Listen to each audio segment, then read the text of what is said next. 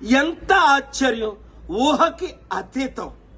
Delhi high court judge Yashwant Varma ఇంట్లో అగ్గి పట్టింది.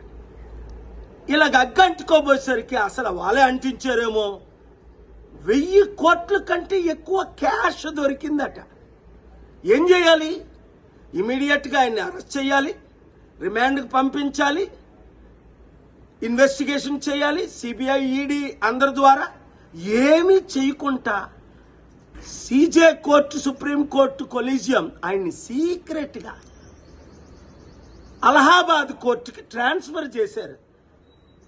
అరే, ఇక్కడ రేప్ చేశాడు ఒక టీచరు, గవర్నమెంట్ టీచర్ అంటే ఇంకొక స్కూల్కి పంపిస్తాడా అక్కడ రేప్ చేయమని?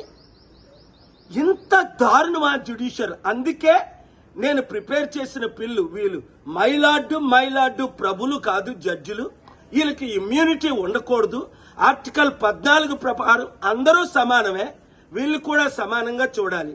1, ఇమ్యూనిటీ తీసేయాలి. 2, ఈ జడ్జిల మీద ఇమీడియట్ ఇన్వెస్టిగేషన్ చేయించాలి. 3, ఈయన్ని అరెస్ట్ చేసి ఇమీడియట్ గా రిమాండ్ కు పంపించాలి. 4, 72 గంటలు ఇది జరగకపోతే లా మినిస్టర్ రిజైన్ చేయాలి. 5, మీడియా ఆర్టికల్ 19, చిన్న ఘోరాలు 15,000-20,000 లంచం తీసుకున్నోడు గురించి బ్రేకింగ్ న్యూస్లు పెడతారే. మరి 100,000 కోట్లు దొరికిన జడ్జిని ఇంకొక దగ్గర ట్రాన్స్ఫర్ చేస్తే ఆర్టికల్ 19 ప్రకారం ఫ్రీడమ్ ఆఫ్ ప్రెస్ లో మీరు బ్రేకింగ్ న్యూస్లు ఎందుకు పెట్టరు?